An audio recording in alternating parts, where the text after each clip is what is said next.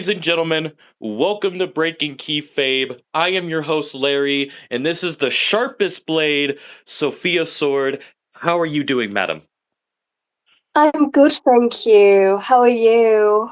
I'm doing very wonderful. I'm excited for this interview. I had a fun time looking into some research about you, figuring out more about you, and I first learned about you through Fiery Aiden Sparks because you work in the same place that he does, Oh, Pursuit Pro Wrestling. yes, absolutely. I'm thrilled to be on this podcast. Thank you so much for having me. And yeah, I train at Super Wrestling with Adrian Sparks. And yeah, let's go fire. He's lovely. It's an amazing place to train. Awesome. And you don't just train at PPW, which is Pursuit Pro Wrestling. You also work at Firestar Championship Wrestling, where you train, but you also work at. Unfortunately, I don't anymore. I haven't Oh, trained there in a while. oh, Um, I started this year. I've come into a lot of big exams. And that was a 5 hour session, which it was amazing. But I haven't been able to fit in 5 hours in a solid chunk due to revision and all stuff like that, and some personal stuff, personal life. personal life is what matters more. Always take care of your personal life. Yeah, it's more stuff like with school and stuff, because I am still in full time education as well as wrestling. Seems to be a commonality with a lot of you guys over there in the Northeast. Like I've talked to quite a few of you already, and I keep on hearing that some of you are in school, and I'm like, damn, how you guys do all that, and then you have to take bumps in the ring. Commendable, Yeah, commendable. thank you. You say you train at UKW, which is UK Wrestling, or is that UK Kingdom Um, Wrestling? UK Okay. wrestling. It's where I trained for a year and a half about when I first started. Okay. And you also train at NSAW? And so yeah, they've shut down now, unfortunately. But after I left UKW, I went there for a short spell, Okay. but then they shut down, unfortunately. Do you know why? Are you allowed to talk about that, or is it? Oh, I've got no clue, unfortunately. I'm not sure. Okay. That's then moved over from. So I've been all over with wrestling. I started wrestling when I was 11 years old. So I was at UKW. Thank you. So I was at UKW for about a year and a half ish. Then I moved over to NSAW for a couple of months. From there, I moved to Firestar Championship Wrestling, which is where I was their Calder Valley champion and where I learned an awful lot of stuff. From there, I did Squared Circle, which is Marty Jones's company. Did there for a while, for a little bit. I did Kingdom for about a year. And now I do PPW, and I've been at PPW for about a year. I was at PPW and Kingdom a lot of the same time, but now I'm just PPW. Okay. And Kingdom, what was your experience like there for Kingdom? Like, you look Um, like you're on the training and actual, like you were wrestling there. yeah, because of my age, I was in the teens classes there. But I was in the Toil Rumble too, which was an amazing experience. I'd love to do their shows again. It's a lovely place. People who own the company, absolutely lovely. Awesome. And Sovereign Nation Wrestling is where you've also worked at? Yes, yes, I did one show there against Tiffany Rose, I think it was. It's one of my first ever matches. Nice. TNT Explosive Wrestling? Yep, I've done two shows there, both times against the Fiery Vixen Summer Rain.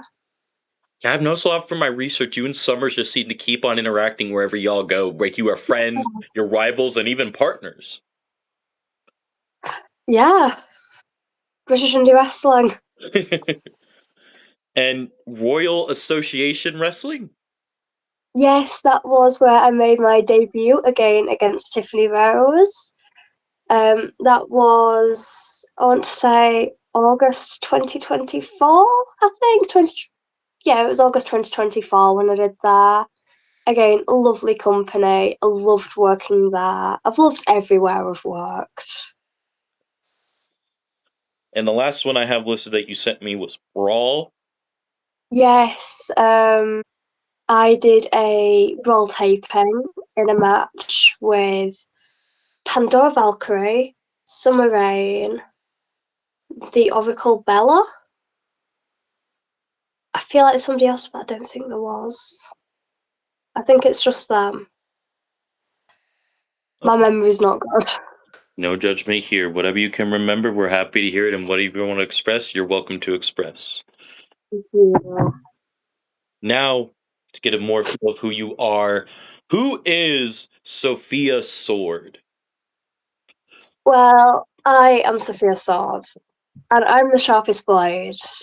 I've been wrestling for 4 years now, which isn't a lot, but considering my age, it's a lot, and I've been training 2, 3, 4 times a week. I now do 3 wrestling sessions a week, 2 gym sessions a week, organised by my personal trainer, Cesar Bononi. And then I do jiu-jitsu, and I've been doing jiu-jitsu for 10 years. I'd like to think of myself as powerful despite coming across as not very intimidating. A bit like I've got both my swords here with me. I've got my blue one and my pink one here next to me today. And I'd like to think swords, they're beautiful. They don't look like they could cause much harm, but they're deadly and they are very powerful. Again, I would like to think of myself as maybe not overly intimidating looking, but very strong and very powerful and dangerous in the ring. I'm just gonna say this right now. I would not want to mess with you or piss you off. So, Thank you. um, is your real name Sophia, and how did the name Sword come about? Uh, my real name is Sophia, yes. And the name Sword, I'm not really sure. That's the name I've used since I first started wrestling. I think I was just looking for something cool, a bit different, a bit quirky. And yeah, the sword, I was thinking I can have sword logos. I've always liked swords. I've got swords in my logo. I've got random sword stuff. I think they're very cool. The historical stuff of them throughout the years is so fascinating. So yeah, I don't fully know why I've got that name, but I love it and I wouldn't change it at all. Now, you said you started at 11. What is your current age? I'm 15, turning 16 in summer. 4 years So of wrestling, and you're 15, currently starting at 11. That is a huge accomplishment. thank you so much. Did you go to wrestling events before you got into the ring? And what sparked your passion to get into the ring? Um, I don't think I might have done a couple, but I started watching wrestling quite late. I started watching wrestling during the first lockdown during COVID with my dad, because my dad's been a wrestling fan since like before the Attitude era from like when Hogan and Warrior and all them was prominent. So my dad's loved wrestling since like the 90s and before that really. So he was watching it during lockdown. I didn't have anything to do before that. I had no interest in wrestling. I started watching it and I just looked and was like, damn, I want to do that. So yeah. And so you would watch it. Like, what were the companies that you watched with your dad? You would watch WWE, AEW, or EW was the main one. I've very controversial opinion, I know, but I've always preferred AEW to WWE. oh, I like WWE. At the moment, I am all for the Danhausen hype in WWE. I've loved him in the indies. There's so many talented wrestlers. What's he called? I'll say Mason Rook on NXT. So amazing. Again, seeing him in the UK indies. Paige, sorry, AW Paige fan. Saraya Knight, same difference. I know who you're talking. Uh, I'm so excited. I'm so excited and so happy that she's back in WWE. She's such a talented wrestler. But personally, I've always preferred AEW or Stardom or English companies like Rev Pro, EVE, and yeah, there's so many good companies.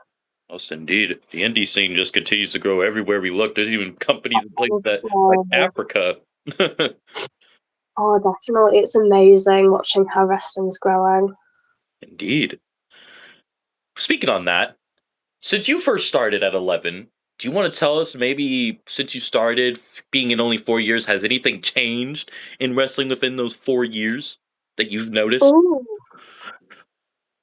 More women. There's definitely been more women in it, which I'm loving to see. Because when I first started places, or the first few companies I worked for and did shows for and trained, a lot of the time women were definitely a minority.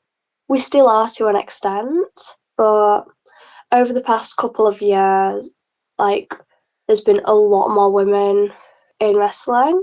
Whereas usually when I'm training, there's at least one or two other women, which is lovely to see. Okay. So the women's team's definitely grown. And you have competed with a lot of other like we were just talking about Summer Rain, and it also seems like you've also interacted with Bella quite a bit too. Yeah, yes. Awesome. Um, I've had a couple of matches with her and against her and stuff, and it's been lovely working with all these amazing different people from all over. But you won't just work with women, you'll also work with the men too. Yeah, I don't know if you saw some clips from the Royal Rumble, but I went after Slugger Hampton. Slugger Hampton, like Mr. Slugger himself. Oh my god, I need to check that out. Shit. There's a video on my TikTok, Facebook, and Instagram of him in a corner and me hitting one of my double-handed chops on him, which was probably one of the best chops I've ever hit in my career. Yeah, the recent thing that I saw from your Facebook was actually what I think you posted it today. It was where you were working in the PPW Academy, like you were doing like a Hurricane Karana. Oh, what was it? The octopus stretch. That Yes, one I yes, posted this yes. morning. Yes, that I did that yesterday. That's one which I've always loved. I love how AJ Lee hits it. So I'm trying to figure out how she does that. Okay. It's so difficult, honestly. What do you think is the most difficult part, like about it, when you're like going into it? If you could describe it for us.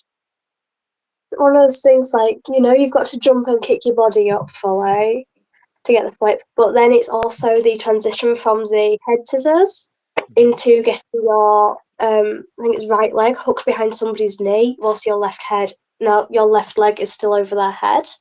So it's just getting that leg positioning, which for me is really difficult, especially when your opponent's obviously not wanting to be put in it. So they're trying to resist and you're just trying to get it locked in. It's so difficult, but it looks cool.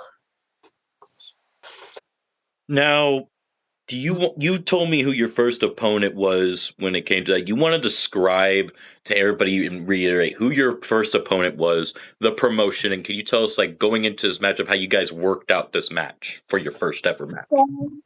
Technically, my first ever match was on the Brawl tapings, and I had a few different opponents for that. So at the time, I can't remember how old I was, but it was like a year or so ago. So I was very nervous beforehand. But when it came to backstage, it was the first time I ever worn that gear because at the time I didn't have the proper professional gear sets like I've got now. So I'm doing that, doing my makeup, doing my hair, going out there, and it was just everything I'd worked so hard for. In the ring, everything went smoothly, definitely. I think I might have hit a sunset flip on somebody, which is a move I still do to this day. I love that move. It's one of the main moves I do. But no, I think that one went really well. I think I might have eliminated someone. I'm not sure, but then backstage afterwards, the promoter came to talk to us all. And yeah, it went really well for our first match. I'm really happy with it still. And you've developed over time, I would imagine, within only 4 years. Yes, since September, I got on a nutrition and fitness plan. And from there, I've seen my performance just increase and absolutely skyrocket. Awesome. Awesome. And so far within your career, what would you have to say is your favorite venue, or if you have a few, and favorite crowd to compete in front of? And what was the rowdiest crowd you ever competed in front of? Ooh. Lee Mount Firestar, that crowd was amazing. But there was a TNT Explosive show where it was a brilliant environment. It was sold out. Some of the kids there were absolutely hilarious. They were absolutely mental. But walking out and then just seeing this sports centre, sports club full of people. There was kids with inflatables. I usually sell inflatables. I didn't these ones. Those Inflatable? kids were beautiful. And Yeah, I sell balloon swords oh, as my merchandise from the bag. Because it fits in my gimmick. I sell those. I sell handmade bracelets. I sell signed autographs. And I've got some cupcakes that I do for each one because I've got full food and safety checks and all that. I love bacon. That is part of me outside the ring.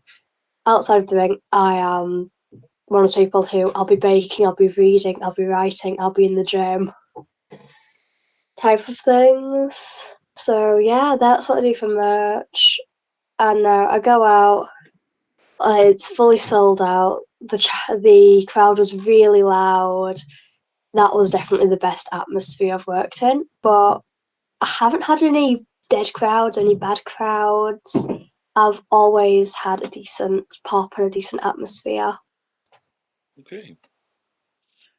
What's the You've been, like you said, you've only been wrestling for 4 years, but do you have any experience like going from different places that you have? Can you tell us maybe about a road trip to another wrestling promotion that you had, or maybe some road stories you may have for us? Um, I'm trying to think.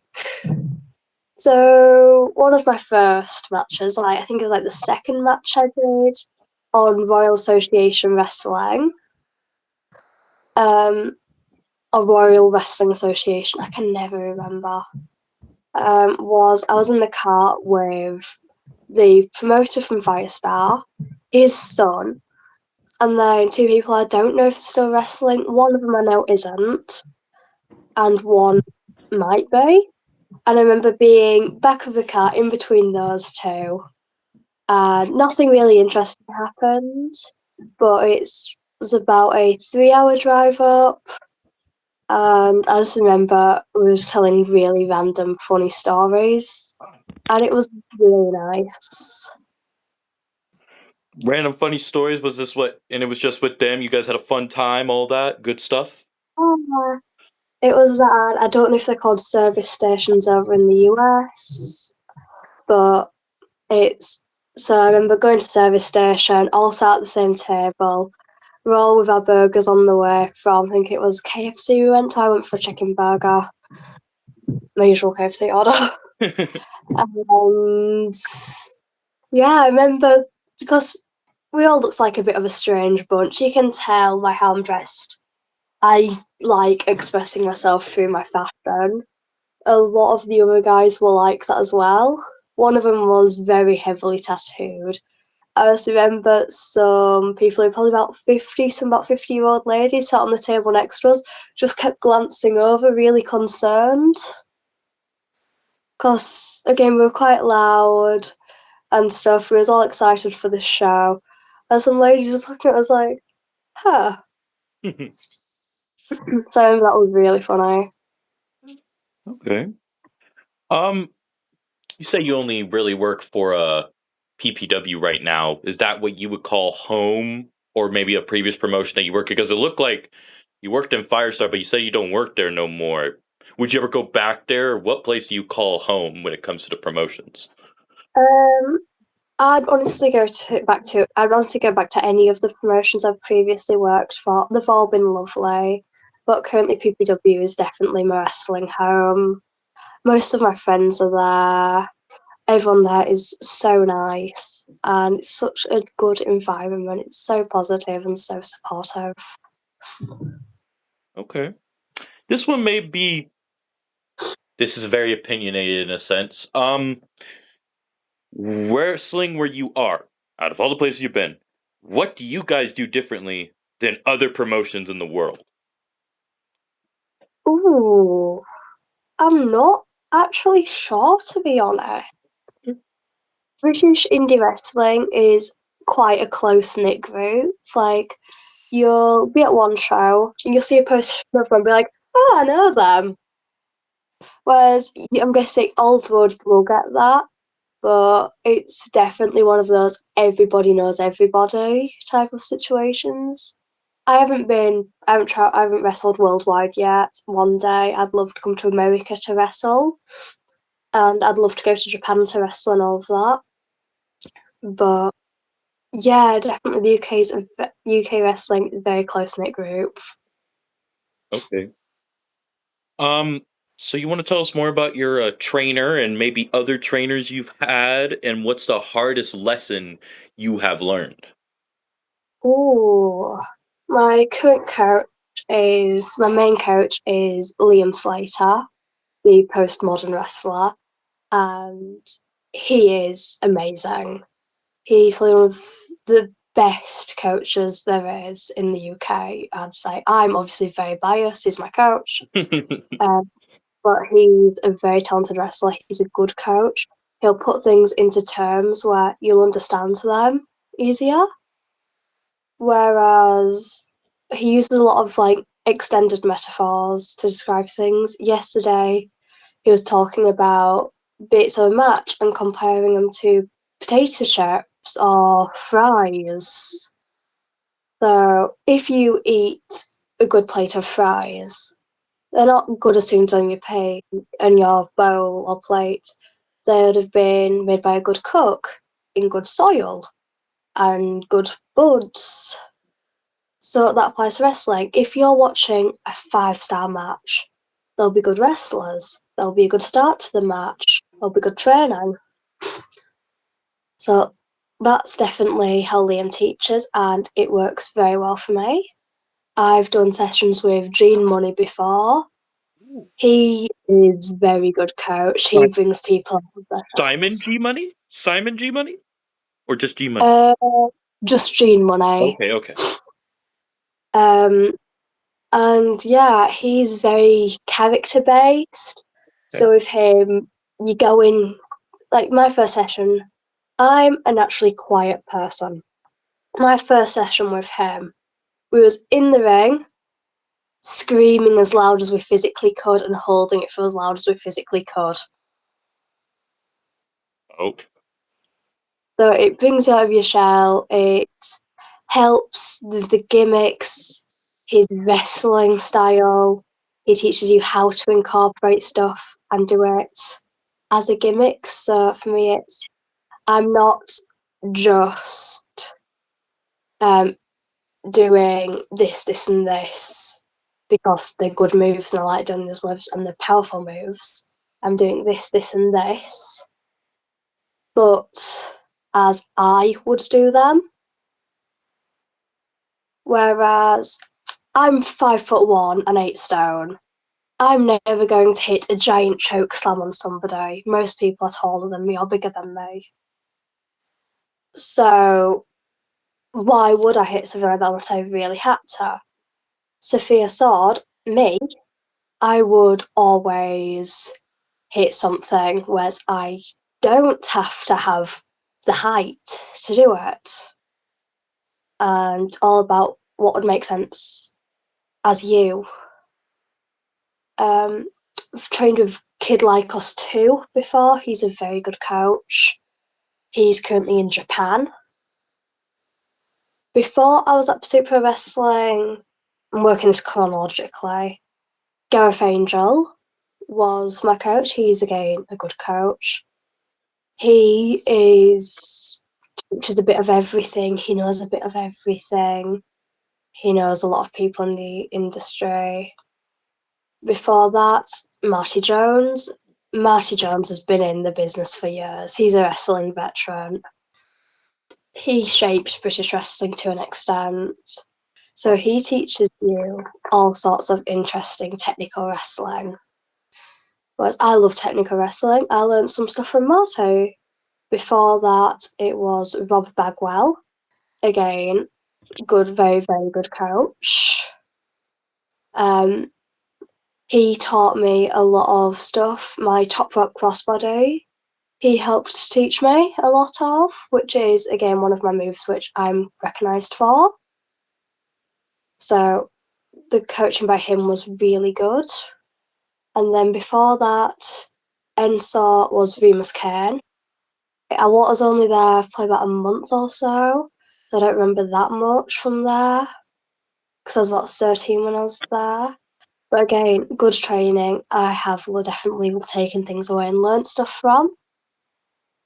And then UKW, Jonathan Sedgwick.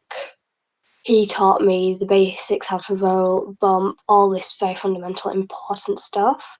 I learned the sunset flip, which is still one of my biggest moves that I do.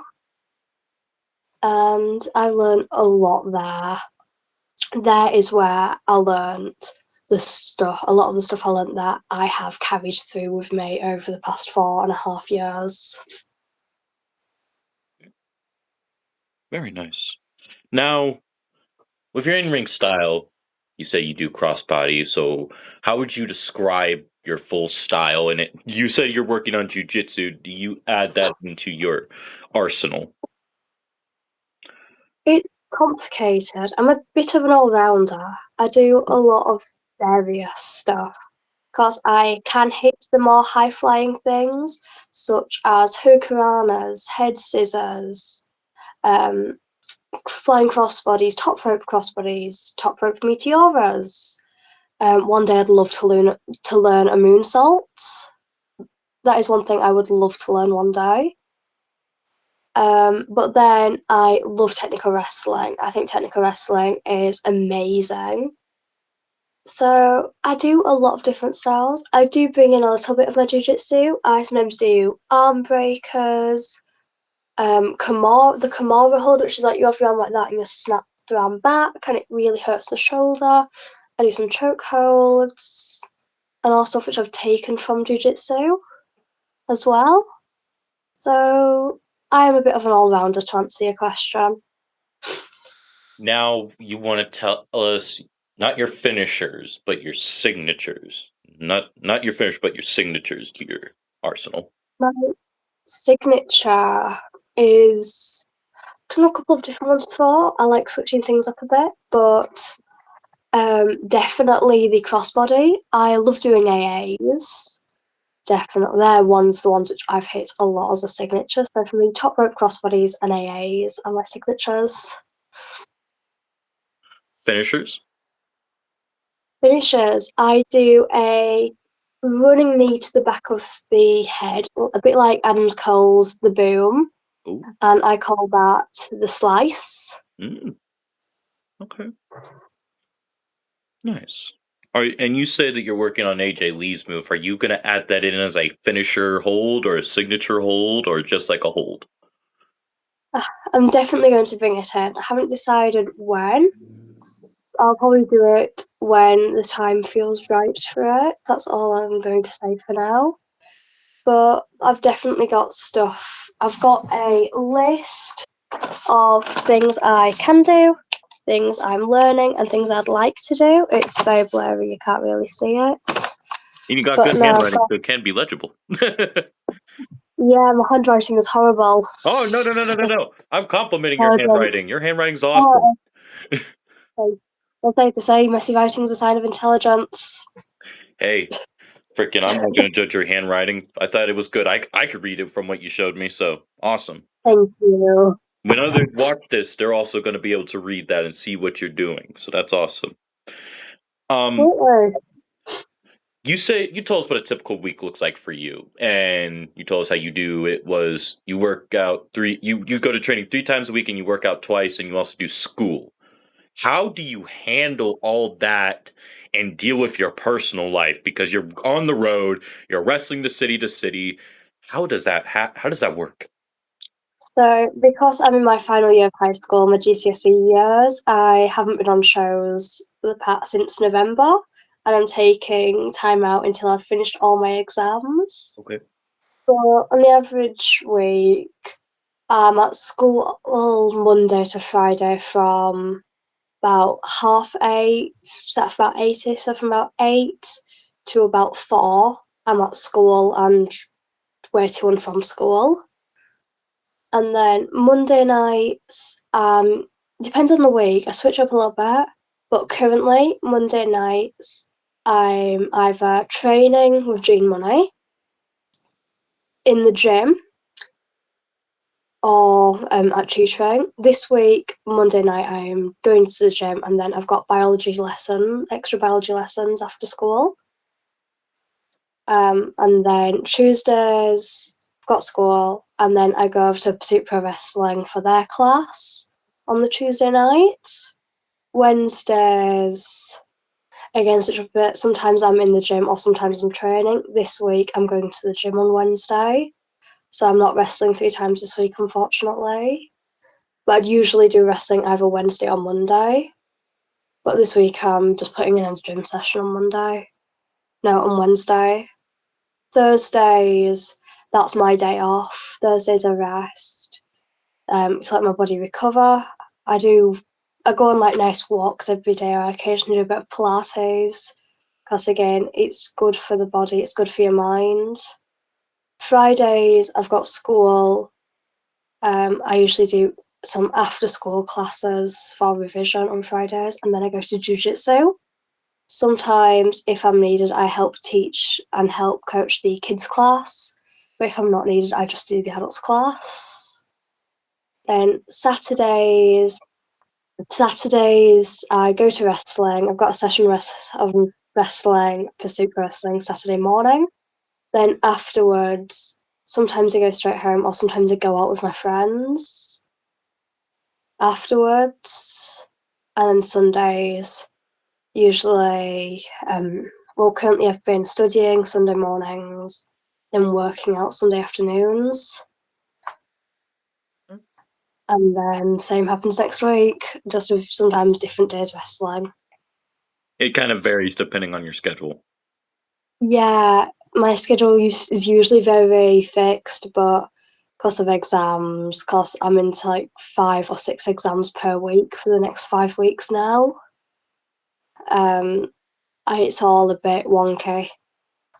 And without naming the place that I hooked you up with, but have you talked to the owners of that company? Talked a little bit. They've said at some point in the near future I might be on. They'll check their availability. Okay. I already told you one dream match of mine in there, but we'll not talk about that right now so I don't spoil it for others that don't know. But That would be an amazing match if possible. mhm, it's a banger. And how you said that you want to work on your moonsault, I do want to bring that up. It came to my head. Sofrina also wants to work on a moonsault, so I'm like thinking Oh, no maybe you two way. should get together and like work on it I've together. I have worked with her before, Mhm. um, at Firestar. So yeah, I would definitely like to have a match against her or team with her at some point. For me, moonsaults would be a big challenge because nowadays I can jump quite well. I've got very good fitness nowadays. But when I first started wrestling, I could barely jump. So half of the things I currently do, I never thought I'd be able to do with my ranas and anything like that. I struggled holding my own body weight up, with flips, and then jumping. I couldn't get very high, whereas now I can do all of that. So moonsaults would be a big challenge, but I definitely want to embrace that challenge. Yeah. Put your mind to it, you can do it, as I always say. And before you go out to any show or even a match, what is your pre-match ritual? Do you eat something? Do you drink something? Do you work out? Do you yoga? Do you watch TV, or do you watch like matches? What do you do for your pre-match ritual before you go out to a match or a show? So for me, it's usually if there's a local shop, I'll walk onto there because I usually get myself. I love Vinto, so I usually get a Vinto and I'll have that. If they don't have them, I'll just go on a walk around the area. Go back when I've got my gear on. I spend a lot of time doing my hair and makeup. I like having different makeup for each show. Even today, I've got a lot of graphic makeup on. I've got gemstones, I've got glitter, all of that. So I do that. I usually do some push ups before because it just gets blood flowing. And then before music hits, when I'm in that entranceway, this is going to sound really random, but I usually just jump up and down or dance around. It gets your blood flowing, gets your mind in action. I've gotten some random people to do it with me before, just a random dancing and push ups and jumping. Um, so yeah. Sorry. Sword. Perfectly fine. Yeah, sorry. Dehydrated, I think. Bless me, I'm sorry. Yeah, bless you. um, Now, how does your character different from you in real life, or are they the same person? I'm very similar, I'd Okay, say. Um, when I'm Sophia Sword, oh, sorry. Ah. perfectly When I'm fine. Sophia Sword, I'm a lot louder. Um, I'm definitely a lot louder. I'm more extroverted. I'm hyper. I'm crazy. I'm all that. In real life, when I'm out of the ring, I'm still loud. I'm definitely an ambivert, so I will just sit quietly sometimes, or I will talk and be socializing. But I'm a poet. When I'm out of wrestling, I write poetry. I've posted some on personal social media platforms, not Sophia Sword. Not when I'm Sophia Sword, it's not on those platforms. It's on my personal Sophia Sword account. Okay.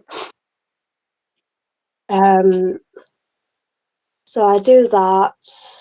I read a lot. I still am obsessed with wrestling, obsessed with general fitness, obsessed with going to the gym and all of this. So I usually watch a lot of wrestling. I read a lot. I've read some amazing books written by wrestlers. Yeah, I next year I'm studying English literature, law, and religious studies, which I feel like in ring me would probably end up doing more creative stuff or sports stuff. Definitely. I'm a very creative person, both in the ring and out of the ring. Um, you can see this is a box I've painted too, it sits on the back. But I make my own bracelets and merchandise. This is my favourite one I've ever made. It's got skulls. So that's something which transfers from just Sophia and Sophia Sword. The exact same love for making things and creativity. Okay. Awesome. Always good to be creative, and it sounds like you're very passionate about a lot of things. And keep that passion as you go on, because as you get older, I know for a fact, I'm not like you guys. I'm not going to say, hey, yeah, I've been in a backyard and I bumped myself in a ring. No, no, no, no. What you guys do is way different than anything like that. You guys put your bodies on the line. You guys literally could die from doing a wrong move. That is really the facts right there. Or you could get Yeah, paralyzed. Like, you guys are heroes to me. So I commend you guys for doing what you do. thank you. We couldn't do without the fans. And I would imagine you've grown very close with the fans, like you like to interact with them. Yeah, absolutely. I get messages a lot asking me about how long I've been doing it, it's my favourite moves. I always respond back, I'll have a chit chat, see what people's favourite moves are, see what people think I should do in wrestling. If anyone's got any moves they think would fit my moveset, I'll have a look at them. I'll look at them, I'm like, could that work? Am I capable of that? Would I want to learn that? All of that I put in consideration. I've got lists of things people have suggested. Hey Sophia, why don't you try this? Hey Sophia, could that work? So I've got lists of that which I look through. And yeah, at shows, at intervals and after the show, or even before the show, if I can, I'll be walking around in my gear. If anyone wants a photo, always come over to me, say hey, get a photo, whatever you'd like. And yeah, Awesome. I think it's important to have a good relationship with the crowd. No matter if you're heel or face, right? If you're a heel, obviously you should maybe not be as nicey with the crowd. If you're a face, you want the crowd to like you, you want the crowd to think, oh my god, they're amazing, let's cheer for them. Woo! Okay. That does make sense. And you've been a face most of your career, I would say, right? Yeah, I've done a couple of spots as a heel. I love doing both heel and face. I can do both, but I am predominantly face. Do you want to tell us about a time that you loved being like what really got you into like liking the face part of you compared also tell us like a heel part that you really enjoyed doing. I think it's very fun being a heel because you get to be unhinged, you get to go out, you get to scream at people, you get to be a little bit sassy. You can also be a bit sassy as a face. I am very sassy, unfortunately. Unfortunately, depending who you ask. Um, Whereas if you're a heel, you just get to scream, you get to be angry, you get to be booed, you get to be a part of you can't be in everyday life. But if you're a babyface, you go out. I always do, come on! And then wherever I am, I'll scream that again, swords. Especially kids in the audience, they will see that and be like, that's cool. So I get over quite well that way. Mm. So I think my favourite time being a face was definitely um I've loved it when I was at Firestar. The environment there was really good. I'd come out, I'd do my scream, and then round of applause and stuff. Or if you hit a big move, you get a chance. Or the lovely little fan chants and all of this. It's just amazing. Awesome. Now, what's a misconception people have about you? Oh, I've had a few different ones. I've had people think that because I'm only quite small, I won't be able to lift people that I can, whereas I am quite strong. I work out a lot, I lift a lot of weights. So I get people being surprised that I am strong, definitely. But then out of the ring, I have people hearing them wrestle and being like, "Oh, so you're violent. You're a naturally violent person," which I am when wrestling. I am when in jujitsu, but when I'm out of the ring, I'm quite calm. I'm fiery. I'll put people back in their place if I need to, but I'd much rather just mind my own business. Get on with life. Okay. Now, where you were talking about earlier how, oh, I can't really do a choke slam because I'm such a decently small person. I'm like, if Hurricane could do it, you could do it. I'd love to learn one, but it's one of those things. I just feel like it'd be like if I was with someone else, I'd be like, Yeah, like I said, the Hurricane could do it. You could do it. Look how small he was, maybe. Yeah, maybe, yeah. right there. Um, now entrance. let's tell us about your entrance and your music. Does it always change? Does it always stay the same? Or what do you do? Do you always try to change up your entrance when you come out? Because I saw a few times when I was watching the videos of of my research, you were coming out with the sword, like swords as you have. Um, so we'll start with my entrance music, because that Okay. is one of the most important things to me about it. My entrance music is called Legacy of Failure by Vulture, and it's from my jiu-jitsu teacher's band. Mm, awesome. My jiu-jitsu teacher is the same person who signed my logo as well. And he tattooed my logo onto both of my parents, Oh, awesome. because he's a tattoo artist full time, which I think is so cool. Guy that tattoos, honestly, if you're watching this, go check out his socials. He does some very cool tattoos if you're in the Yorkshire area wanting tattoos. But no, he did my music. I remember going to him, being like, "Hey guy, I don't know what to do. I've got a logo, I've got all this, I've got a match. Any idea what I should do for my music?" He's like, "This is my band. If you like any songs, you can use something from here." So I'm like, "Oh, I like this one. Please use this." And like, "Yeah, of course." Before that, when I first started, I did some academy shows, and I used Devil Town by Cave Town. Mm. But as I've gotten older, I'm like, I need something which is more personal to me. So I use that. And then my entrance is practically the same wherever I go. I have whichever sword matches my gear. I'm going to Comic Con. I might end up buying another sword there. I don't know yet. Um, so I do that. I do my usual come out when the beat does the da da da da da da da into the singing. Put the sword up and do my usual come on, and then wherever I am, that all lets go. Then wherever I am. It's something simple. It works. It works quite well. I like it. It puts me across as very bubbly, and yeah. If they've got lighting, again, I usually go for pink, purple, or blue because that's my color scheme. So yeah. Okay.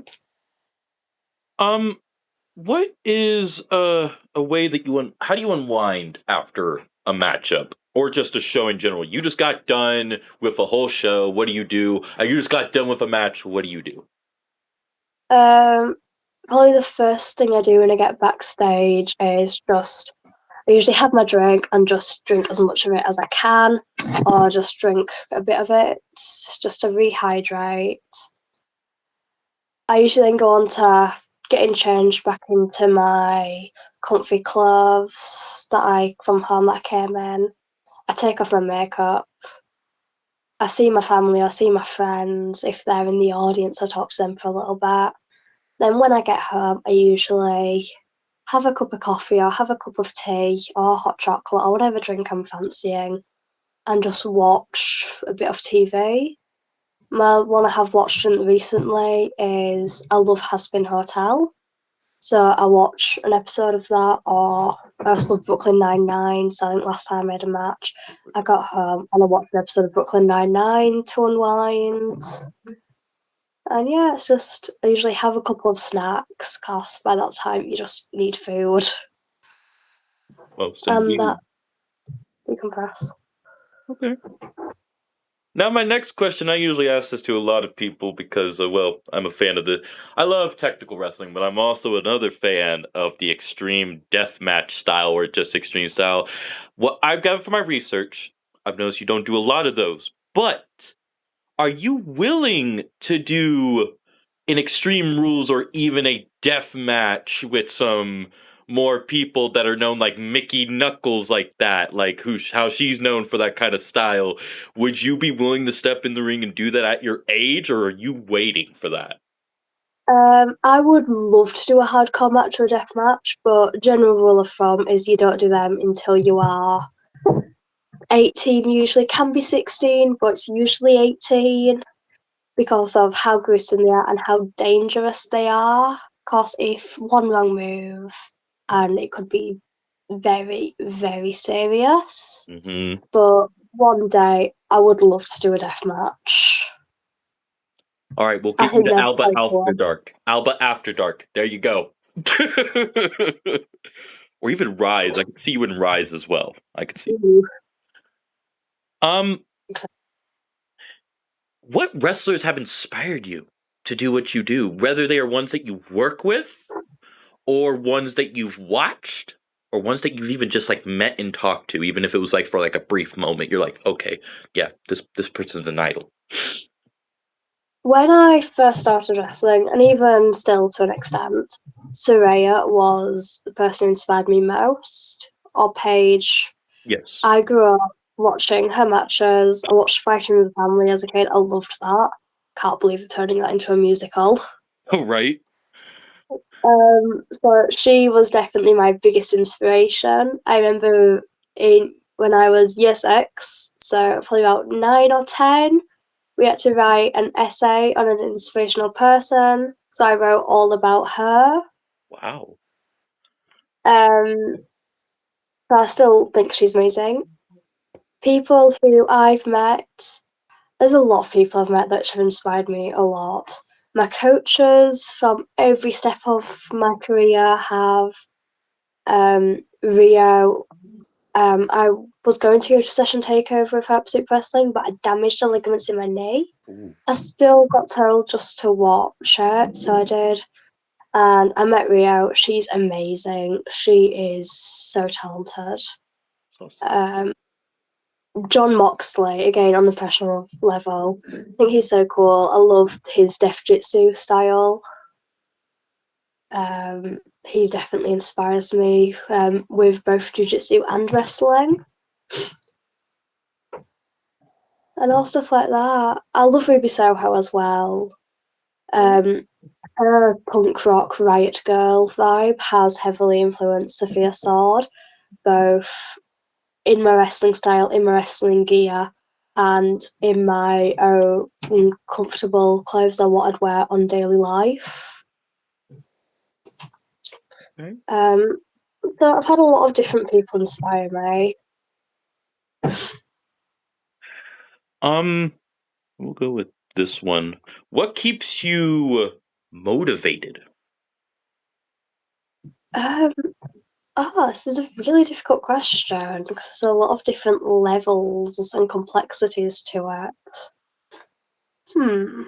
So I'd say just the thought that I never thought I'd be able to do this when I was a kid.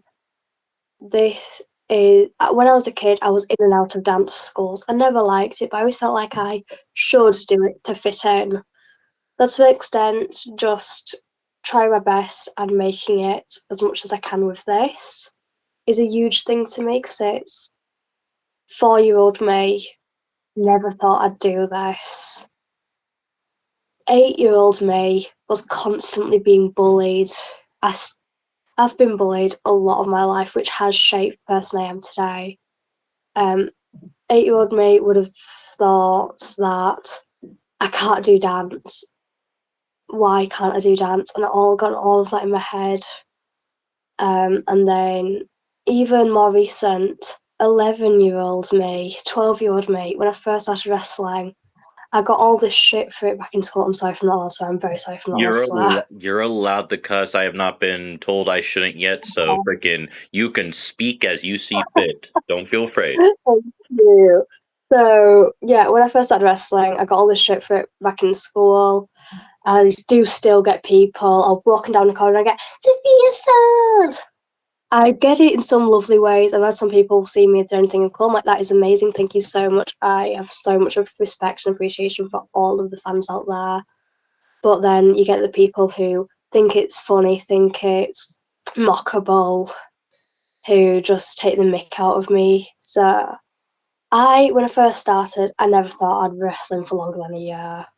Where there's just the fact I've kept at it and I'm now doing things I never thought I could do. Just keeping that progressing, showing everybody that I can do it, that I can cut it and stuff is definitely huge. Um, my family as well. My family have been so supportive. Honestly, my parents have for the past 4 years helping me get into these wrestling schools, helping like me go to these wrestling schools, driving me to them, sometimes helping me book train tickets. I have so much appreciation for them and everything they've done for me as well. So they keep me motivated to keep doing it. Always good to have that motivation with family behind you, and it sounds like you've overcome odds from being bullied, but you still have people that care about you. And you said you have friends, and I would imagine they're not all within the business, but maybe a good amount of them are. But you also have friends outside the business. Yeah, so my closest friend, he also trains Absolute Pro Wrestling. Um, he's definitely somebody who motivates and supports me a lot with it. But then out of wrestling, I've got my friends from school who don't really understand it, but will cheer me on a bit, will help me, will support me. Got my friends from jiu-jitsu who I've known two girls from my jiu-jitsu teacher's daughters for probably going on about 12 years now. They're my best friends. They understand wrestling a little bit, but most of the time they've got no clue what I'm on about. But they've been there the whole time we're in the industry, cheering me on. They've come to a lot of my matches. When I first won my championship not last year, year before, they was there cheering me on in the crowd, and it meant the world to me. That's awesome. That's awesome. Now, this may be a decently hard question in a sense, but what's the hardest thing about being a pro wrestler, do you think? Probably the it's gonna sound really random. Some people understand this, some people won't. Your brain never fully shuts off from it. So I'll be in the middle of a science lesson and I'll have a voice and I'll just be writing, I'll be doing my chemistry. I'm very bad at chemistry. So I'll be doing my work for that, really focusing. All of a sudden I'll be like, why don't you do this spot? Or I'll wake up in the middle of the night thinking, okay, so this to this to this to this could be cool. So just the fact that your brain never fully shuts off from wrestling is very difficult some days. What's your favorite thing about being a wrestler? Probably the fact that actually, I'm not sure. There's a lot of things I love. I love the fact that I can do things that most people can't. The fact I can push my body to the point of agony and exhaustion and then get back up the next day and do it all again. I love the community. That's definitely a huge thing. It's just so much stuff I love about it. Awesome. Awesome. Now, you were talking about your gear earlier, how you've had different like inspirations for it. Do you want to tell us about your most favorite piece of gear? Ooh, so I've got two sets of gear. I've got one with a blue top and then blue shorts, which are similar to this, but they're spandex, not denim. And Yeah. then it's got Sophia down one leg, and then this leg is just cut off shorts. Okay. I've got black knee-high Converse, which go with both sets of gear. Um, so I love that. Then I've also got a pink bodysuit with my logo, and I usually have fishnets under it, which I love them both. My pink gear is definitely very new. Since I've been on my fitness nutrition program, I finally had the confidence to wear something like that. So I think my blue gear is definitely still my favourite. I love it. The sword that comes with it, beautiful. Awesome. Whereas my pink gear, I've worn that bodysuit before, but with a skirt over it, a sports skirt, and that is with this sword. Again, absolutely adore it. So yeah, those are definitely big things for me. My gear, I love I think gear is very important because it's one of the first things an audience will see about you. It needs to tell us something about your character. Tell a story. It needs to tell a story, definitely. Now, speaking of stories, do you feel like you always tell a story when you're in a match, or do you think sometimes you have matches where they could be like a per se an exhibition, or are you always trying to tell a story with the person that you're working with or people that you're working with? Um, a lot of the time it is a story. However, sometimes it's a case of you just go in and you want to beat the person, you want to get the win, you want to be the one with the pin, you want to be the one with your referee with their arm up. But it depends on the circumstances. Sometimes you just go in and want to get that win, sometimes you go in and want the crowd to say why. Okay. Now, before I get to this question, I think we are going to go over the matches I have listed. A majority of them are literally from Firestar.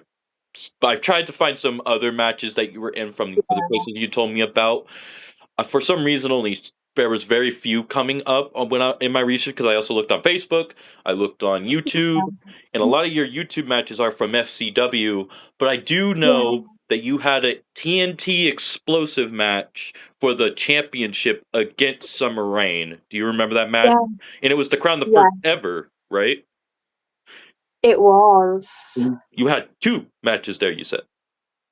You Yeah, want you want to um, talk about those two I matches? yeah, so the first one was my debut there, obviously. That was a very random comment. But my first one there probably was one of the first times I worked for a company that wasn't Firestar. Again, it went so well. The crowd, it was a very busy show. The crowd was amazing. Um, and then I think that match went really well. I can't remember much of it, but from what I remember, it was a very good match.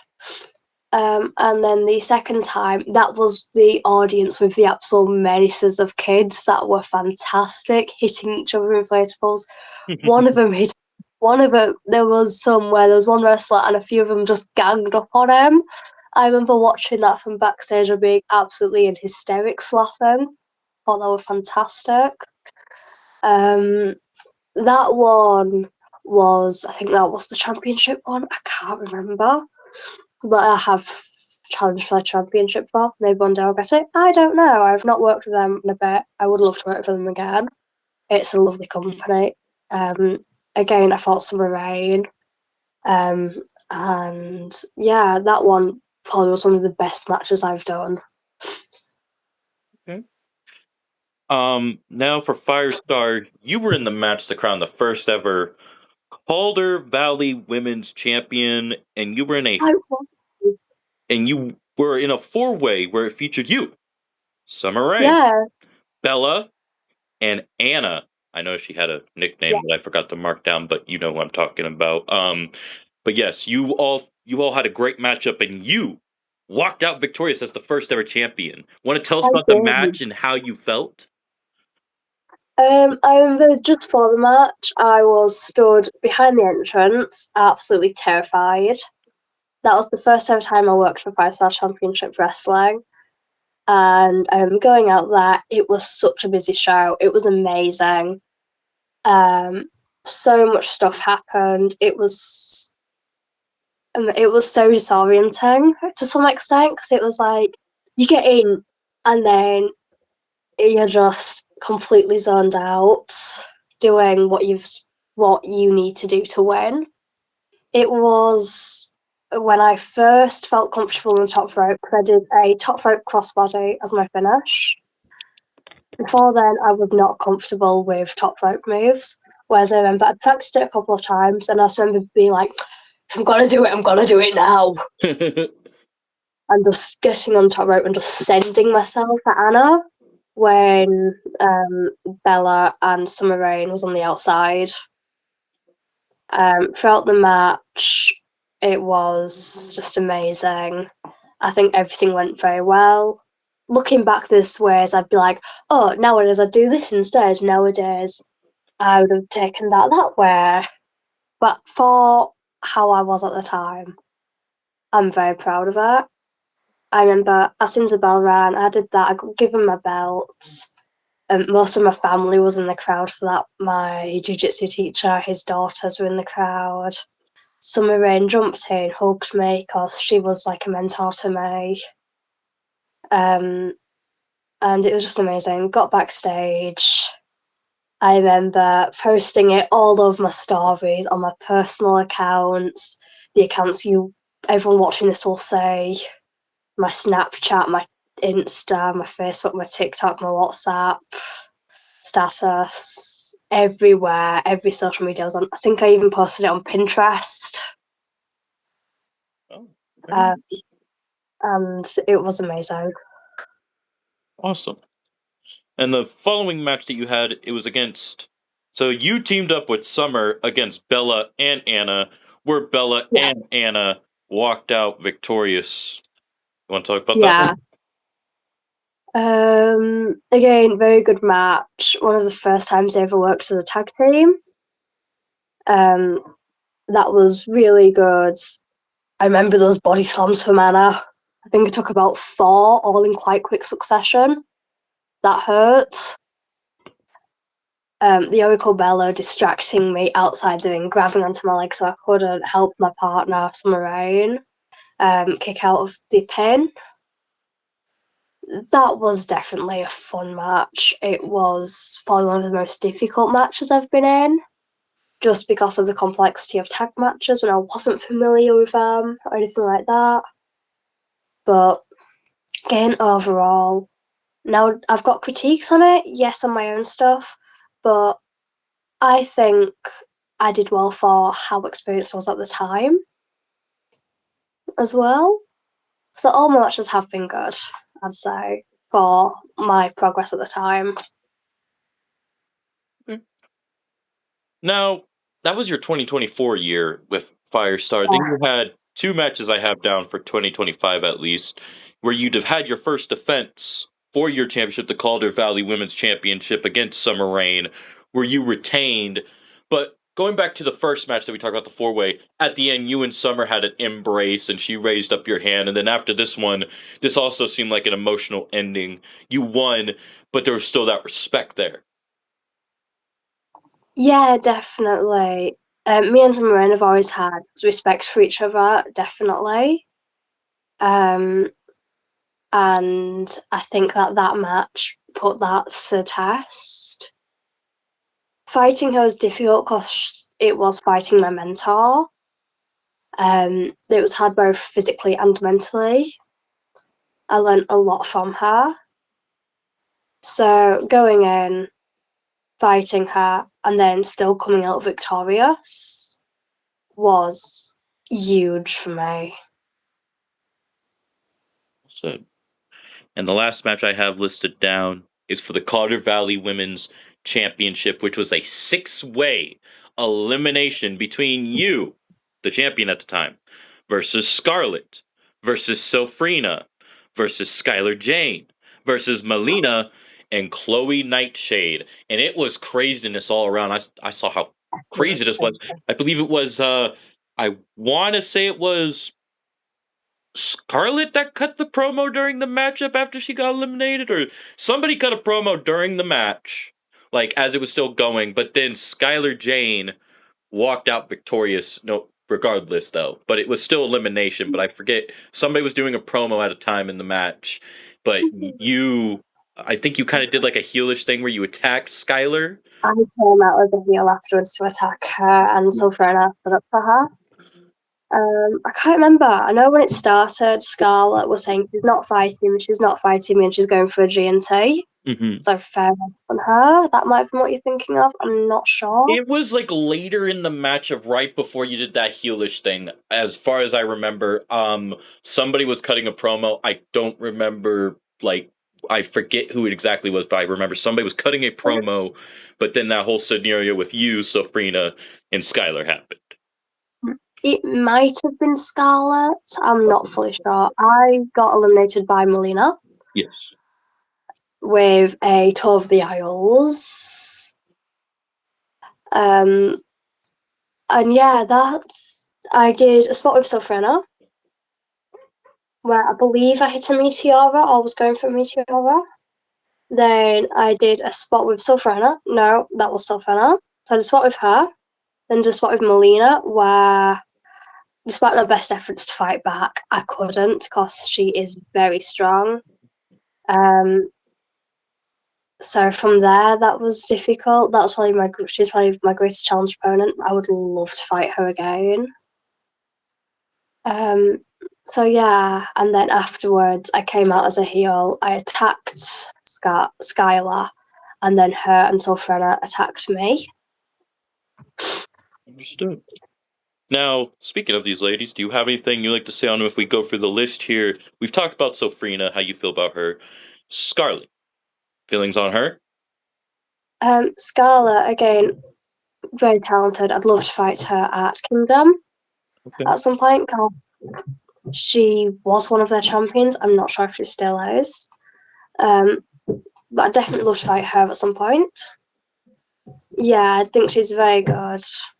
Lovely person. Sometimes. When she's in that ring, she will kill you and not take any mercy. Still love But hating it. when she's in the ring, she is amazing. She's strong, she's talented, all of that. Jane. Bella Jane, again, very talented, quite up and coming. She's only a couple of years older than me, I believe. She's very good. She's worked at a lot of places in the UK. So yeah, Melina. very talented. Learned from Marty Jones.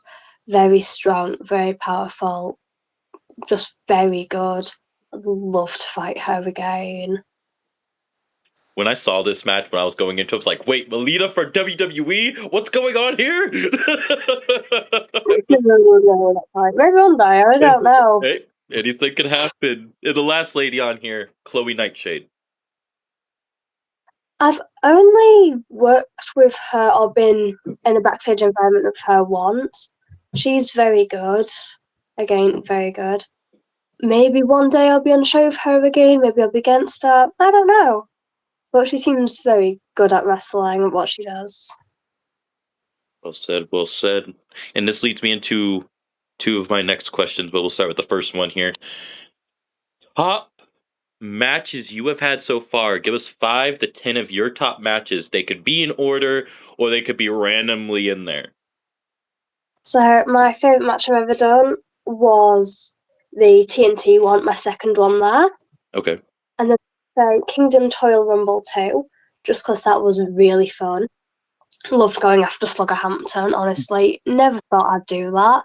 He's a very intimidating man. Mm-hmm. And then I'm going to have to say probably when I was in the 4-way match. That was huge for me. I'm going to say when I fought Summer Rain 1-on-1. And then, I'm going to say my first TNT match. Okay. Okay. So, yeah, very difficult question.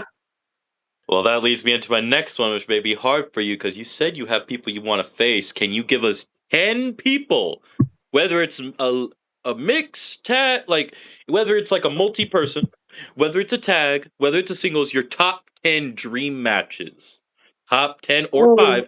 5 to 10 dream matches. Realistic or How I see any? it, when I get asked that question, realistic, how I see it, I feel like you guys are going to go big places. You guys are not going to be in the UK forever. You guys are going to go far in your guys' career. I want you guys to know that I have nothing but faith in all of you guys that come on here. I love what you guys do. Don't ever underestimate yourself. I could see you stepping up with your idol, Paige, one day in a business. I'm just scared how you guys will be treated in WWE and AEW. AEW is ran by a crack addict named Tony Khan, and I'm saying that right. And now he does not know shit about wrestling. I have my opinions on that. WWE they release people literally a few days after using them, and I'm afraid if that happens to you guys, I'm scared for that. I would rather you guys go to the indie circuit in the US and do stuff there. But I know you guys have aspiration to go to bigger companies like that. Go to Japan. I think you'll be treated better in Japan. Go to AAA. I feel like you'll be better in AAA. I just don't want to see you guys get ousted out for something stupid. That's all. Yeah, fair enough, honestly. Thank you for the belief. So, I'd love to fight Liam Slater. He's top of my list. He's my coach. He's so talented. I'd love to fight Rio, Ooh. Which one? I know British one, there's two. the British one. I'd love to Okay. fight Japanese one, but the British one definitely. Okay. Um, Then trying to think, who else would I like to fight? On people who I know or have trained with, Freaky Felicia. She is so cool.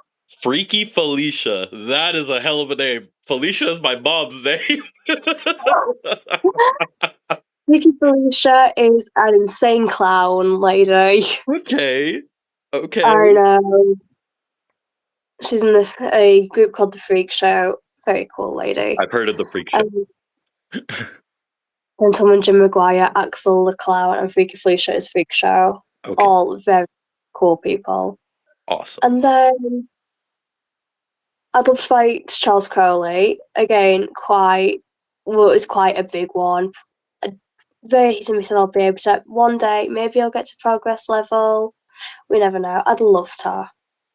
And then probably the most probably the least likely, but still a chance maybe, opponent would be Marina Sophia. Wow. Those are. I want to see all that. Whoever can book them. Very top level people. If I'll ever get to fight them, who knows? Maybe I will, maybe I won't. I have got more probable ones, but those are my 5 big ones. You want to name your other 5 that you maybe have? Because I did say 5 to 10 if you're wanting to tell us. So I'd love to have a match against Scarlet from probably at Kingdom. Okay. I'd love to fight Slugger Hampton. Again, probably at Double Kingdom. Or Kapow. Okay. This is when I forget everybody's name. Who else would I like to fight? Again, I'd like to fight Molina one-on-one. Okay. And then probably who do I know? Who's very talented? I train with somebody called Matthias Havana, the Lone Fighter. I'd love to fight him in a match because I've been training with him for a long time now. And then probably, there's a lot of very good people out there that I could choose from. I'd say probably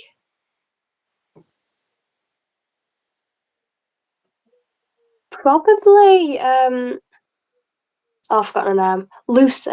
Is it Lucy? No, Kiara. Lucy's very talented, but there's Kiara, the Posh Princess. Again, wrestles at Kingdom predominantly. Okay. I'd like to fight her.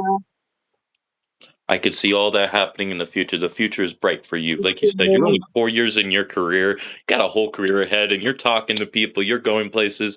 Got your own freaking merch, man. You got this.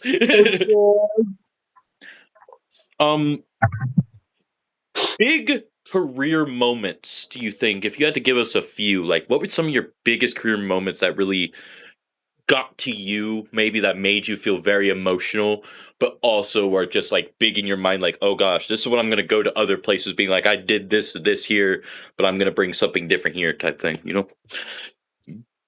My biggest was definitely the fact that I won Fireside Championship Wrestling Calder Valley Women's Champion at the age of 14. For me, that is huge. Probably the biggest achievement I've had. And then just the fact that I can say I've wrestled for a lot of different companies all over Yorkshire. that is pretty big for me. And then even stuff like I have overcome a lot in the past few years. I've overcome all of the struggles of wrestling. I've overcome not being able to do things. That is a very big moment for me. Awesome, awesome. Now, you want to tell us about some places you're wanting to go? Where you want to go? You said your aspiration to go to America. Do you want to talk about some places you want to go to in America, and maybe places where you're living at that you're wanting to go? Um, I'd practically love to wrestle anywhere in the States. For me, working in America, maybe somewhere in Florida area. I love Florida. I've been, I want to say, 13 times now to Florida. I love it. I'd love to wrestle somewhere around there for one of the promotions. I'd love to train at Flatbacks. Oh, When I'm 18, that's one of the things I want to try go over. When I'm in uni or college, as it is in the States, I'd like to take a gap year. I'd love to do a Disney college program. If I don't go into that, I'd like to just take a year to go wrestling all around America. okay, awesome. I'd love to wrestle in Japan. I'd love to work for Stardom. Ooh, I think they are such a cool company. That is a huge aspiration of mine. awesome. In the UK, I'd love to be on a Pursuit Pro Wrestling show. Okay, That's a big one. I'd love to do another match on Kingdom. I'd love to be on a North show one day, a True Grit show one day. And going on to like the really big ones in the UK. Hopefully when I'm an adult, when I'm a lot older, when I've been wrestling for 10, 15 years, I'd love to be on Rev Pro or EVE. okay, nice. And I just want to say I could see you going to like there's other place. When I was telling you about certain places when we first were talking in DMs, and I was telling you about like the different places that you didn't even hear about some of these places, but you should definitely check out IWF, Alba, Wrestling with Pride, Dropkick Championship. But I could see you going to all these, and they have amazing people. You've worked with Summer Rain, you've worked with Sofrina. They have been to these places, and I would love to see you go there, and I would love to see you in America, Japan, China, even in Africa. You have a long career ahead. You got this. Thank you. I'd love to work practically anywhere. I'd love to work as much experience as I can get, as much exposure as I can get. That'd be the best. So yeah, any promoters are watching this. Once this is uploaded on YouTube, anybody will be able to watch it. I'm sorry that Facebook wasn't working for some reason. It's always a pain in my ass, but we're getting through this. We're almost done. I got a few more questions, but people are gonna love this when it's uploaded. And what is coming up next for you? Like, what is next? Do you have a show coming up that you want to tell us about, like that you are part of, or a few shows, or I unfortunately don't have much coming up. I've okay, purposefully kept for a while clear because of my GCSEs that's true. and stuff, but I'm hoping that in the summer holidays, before I start college and all of that, I can get some matches in. I'm training a lot. Again, in summer, I'll have a lot more free time, so I'll probably be training wrestling up to 5 times a week. As much as I can train wrestling, I will. So a lot of training. I'm doing a seminar soon. I'm watch. Oh no, I'm attending a seminar. Oh, I'm not. oh, I was like, you're doing your own One seminar? Come day, on, girl. one day, One day. maybe. Right now, I'm just attending all the seminars I can do at Super Wrestling or other places. If I see any advertised that I can get into, I will try go. Awesome. Awesome. Um, where do you see yourself in 10 years? I got asked this question the other day, actually, funnily enough. Oh, But no, I'd love to be wrestling in the big indie shows in the UK or around the world. There's one in France called BZW, um, which seems really good. They did a collab with Firestar. I'd love to work there one day. So maybe in 10 years I will have gone international with wrestling, hopefully. Okay. Nice. Now, we've been through a lot of questions. We talked about some matches. We are at the final question I have that I ask everybody. What do you want your legacy to be? Like when you're dead and gone, or like when you're out of wrestling, what do you want your legacy to be when people are like, Sophia Swordman, when they bring you up or something? I want to be known as somebody. I do want to be memorable. I want to be known for who I am. I want to be known for being a talented wrestler, a good wrestler, a nice person outside of the ring. 'Cause you get so many people who's like, oh, they're phenomenal wrestler. Not the best person, but a phenomenal wrestler. I want to be a phenomenal wrestler and a good person. I want to be remembered for my in-ring ability and all of that and all the cool things I can do. But also not remembered for not being a knobhead. A what? A knobhead. Oh. Well, I sound British now. a, So, a mop head? being a knob head. I've never heard this. Ah, it's about the equivalent of calling somebody a dickhead. Oh, It's about the equivalent of that. I'll remember that for when I call somebody a dickhead, you knobhead. Yeah, Okay then. Okay. that's Well, really cool there.